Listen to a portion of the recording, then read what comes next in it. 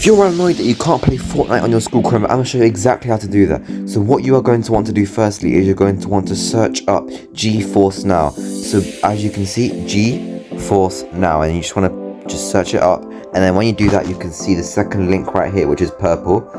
But what you're going to want to do first to unblock the GeForce Now website is go to the Google Doc in the description down below and press any link.